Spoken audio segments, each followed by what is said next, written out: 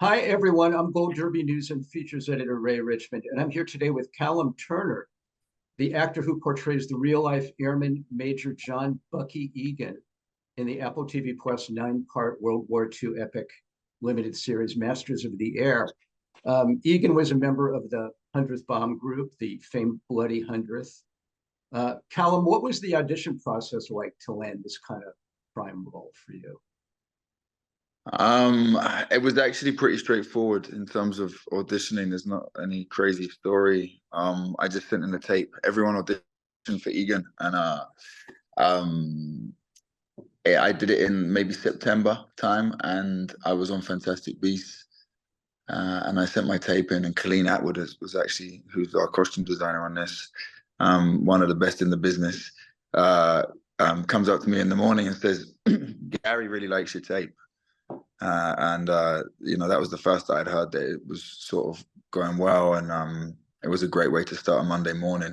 And then I didn't hear anything for 2 months, 2 months, 3 months, and we kind of let it go. We thought, well, obviously it's not going to happen. And just before Christmas, like 2 weeks before, no, like 10 days before Christmas, they said, okay, we got the other guy. We know we want you, and we know we want Austin Butler. And we just don't know who's going to play who. Would you audition for Cleven? And so I spent my time auditioning for Cleven, and then Austin was doing Cleven and Egan. I think they just worked out energetically that he was better for Cleven and I was better for Egan. And so for something that felt like it had gone away, it was a nice Christmas present when it came back. Absolutely. I don't know how you actors do it. You have to have incredible thick skin and security, because Yeah. you're just waiting around on pins and needles. That would be torturous for me. Well, that's one of the good stories. There's lots where it doesn't go my way. Exactly. Yeah, Like for I know. everyone, it's so funny. It's the nature of the beast, but it's also the thing that makes it so exciting and alive. You know. Absolutely. Talk for a second, Calum, about playing Egan. Uh, he grew to become a bit volatile and off kilter in this series, but also, a party boy full of personality. What about this guy were you able to kind of latch onto that maybe broadened your portrayal of? Well, so many things. I mean, I fell in love with him because he's got the biggest heart I've ever come across. This is someone that joined up before Pearl Harbor because he realized that something was brewing over in Europe that he didn't like the smell of, and he wanted to go and do something about it. He's one of the best pilots in the business. It's one of the reasons that him and Egan bonded. And they gave him a lot of responsibility. He was a leader. And at the beginning of his journey, he sort of approaches the war with, I would say, a naivety and an innocence, because he feels like he can go over there and do something. And he doesn't realize the horrors of war and what's about to hit him slap bang in the face. There's that opening scene where he's like, I'm going to go and do some flights, and I'm going to observation missions, and I'll see what it's like. And then the next scene is him literally saving someone's life who's been ripped to shreds from flak, and he's trying to keep someone alive. And I think the arc and his journey was a descent into madness. So that being volatile and using drink to straighten his canoe and try and balance himself out. I'm sure I would do exactly the same as him. And I guess the question was, what happens to someone who witnesses their friends being blown up or ripped in half or falling to the ground when their parachute doesn't open or their plane's blown up? What happens to someone who feels the responsibility so deeply and can't help? What happens to someone who has to witness the horrors of war on one side, and then also, the thing that he's doing is he's going and dropping bombs on other people. So he knows that he's also killing people. What happens to someone's soul when they're doing something as extreme as that? It felt Shakespearean to me in a way, almost Macbeth. That great speech where he says, "I see blood on my hands, and there's no blood there." That's what's happening to Egan. He really is going mad. I don't know how these guys did it. They put themselves in the most extreme volatile situations ever known to mankind in warfare. And they did it over and over and over again. And I think by episode 4, which is not a long time really, he's only there about 7 months or 8 months. When Clevin says to him, I think you should go to London. I think you need a break. I wanted the audience to be like, yeah, you need a break, man. Like Please whatever take you're your doing, break. My God, you need to get out exactly. of this situation.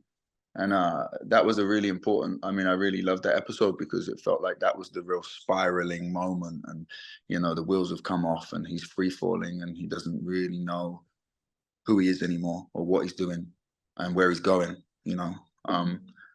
And then when we go to London, I wanted that, you know, those sequences with Joanna Kulig to be, I wanted the disaster of his reality to be seeping out of me, you know, through the drink and through the dancing and being with women or whatever, you know.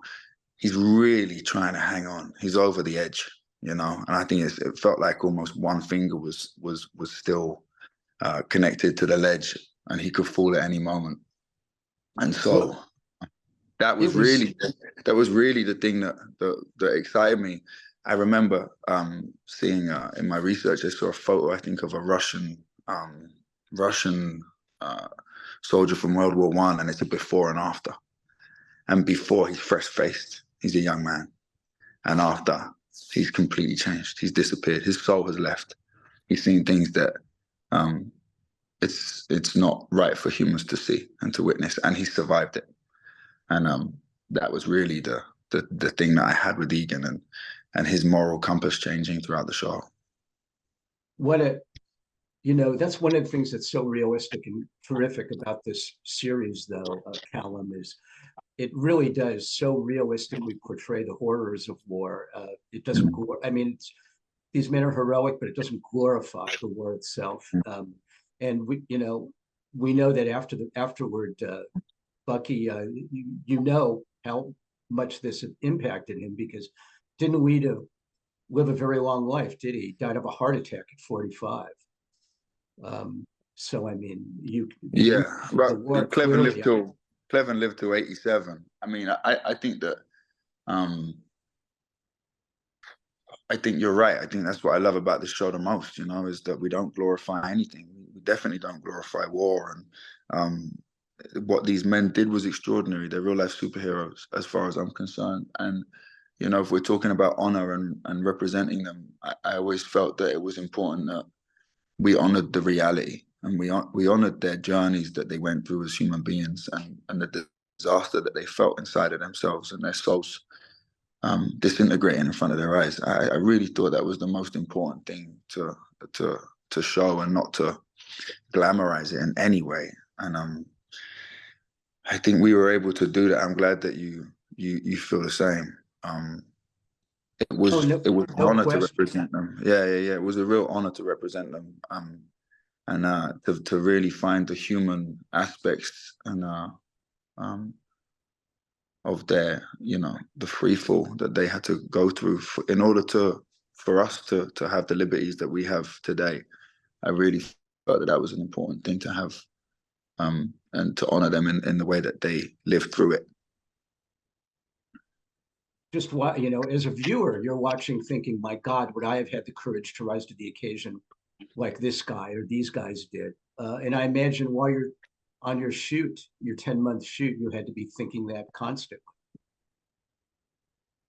Absolutely, yeah. You know, putting yourself into those shoes. My granddad went to war when he was 16. He came home one day, he was one of 13, and his mum was very busy. And he said, I have this form for you to sign, it's a school trip. And she just signed it without looking at it. And it wasn't for a school trip, it was to join the army. It was permission to join the army. And a few months later, he was off at 17, off to somewhere, and I think he went to Egypt. And, to represent him and growing up on the stories, not that he told, but that other people had told about him. And I think that's also an interesting thing. These guys, they all went to war and they never talked about war. And so to channel those horrors was really an extraordinary thing and not something that was easy or light. Oh, and just to internalize it, we don't internalize things the same way now, as you know, Callum. You know, we have therapy. You know, we understand PTSD.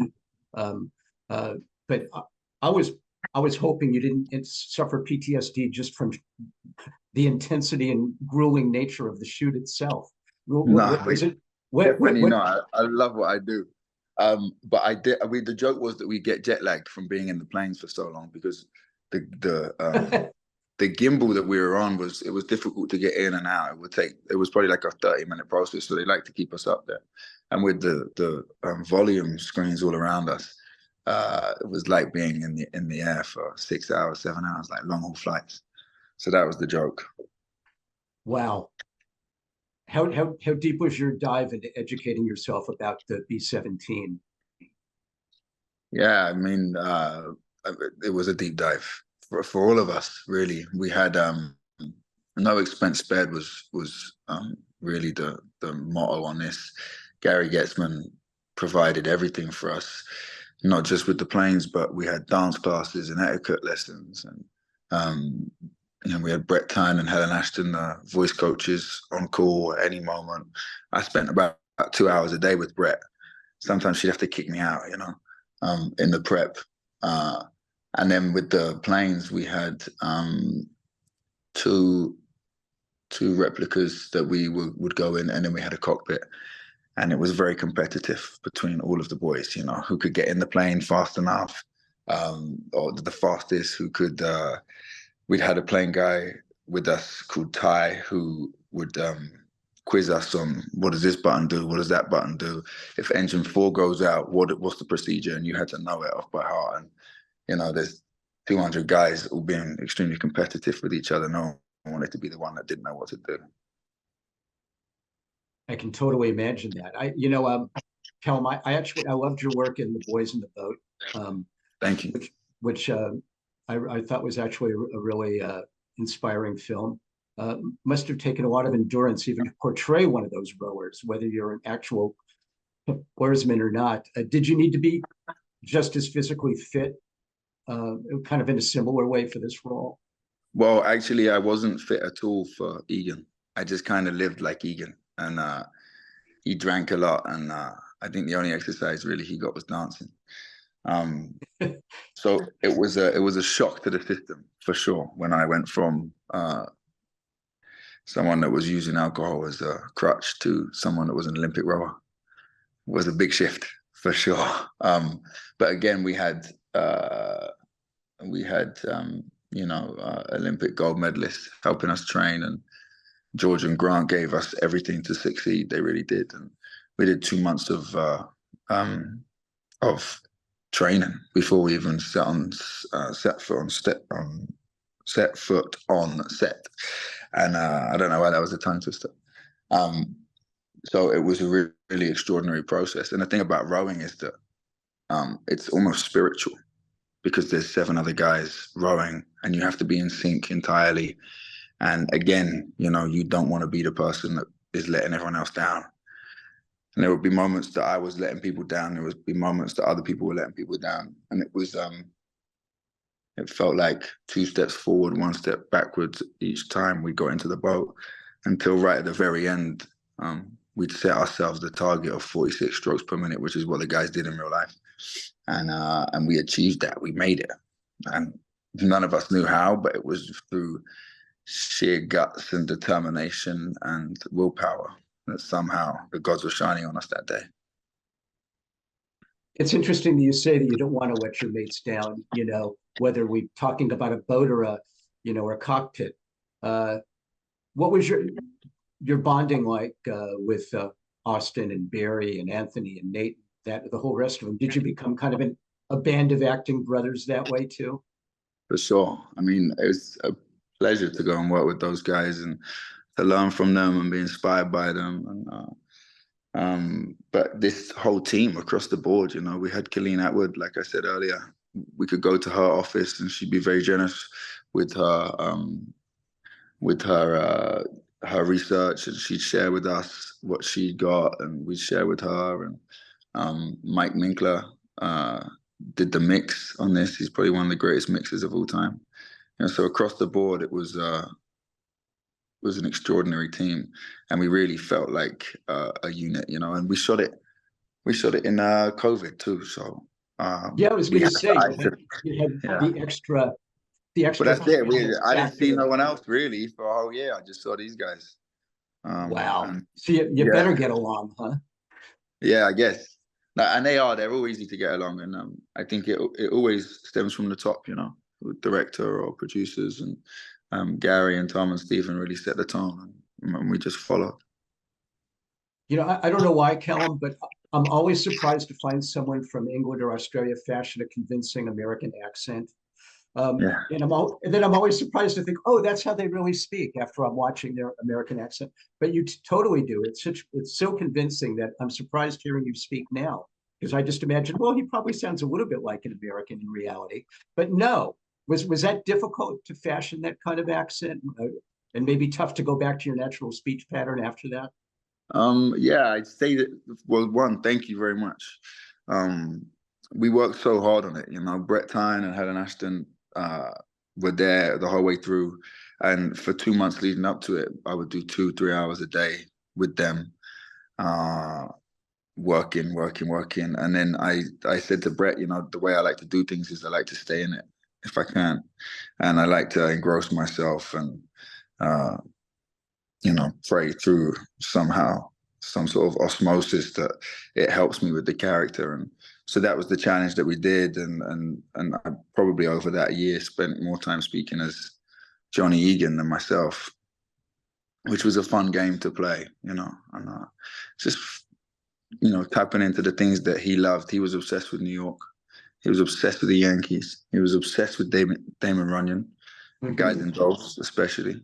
And I loved reading the short stories over and over and over again because there was a cadence in the way that Runyon wrote that I think Egan had in the books that I'd read about Egan. They said that he spoke with this sort of off-kilter style, and yeah, I mean, it was a great challenge, and it's part of it. You know, it's part of the job that I really like.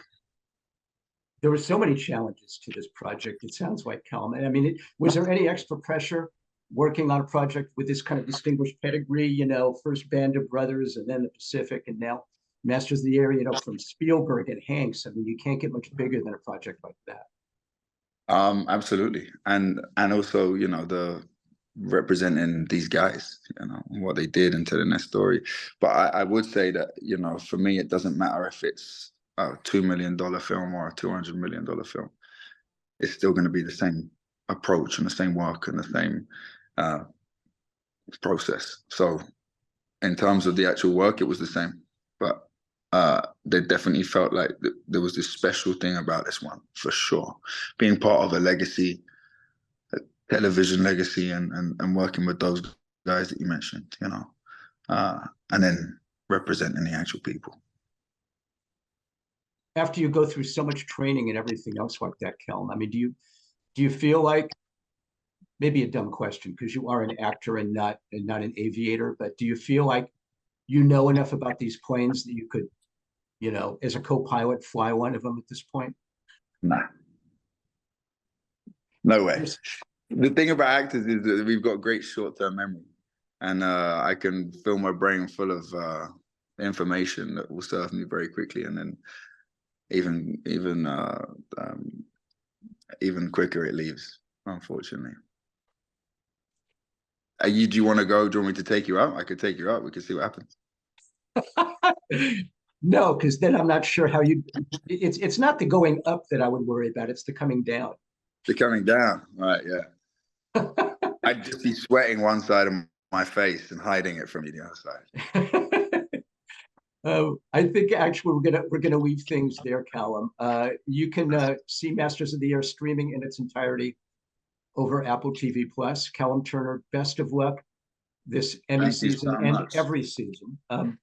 Thank you, Ray. Thank you for having me.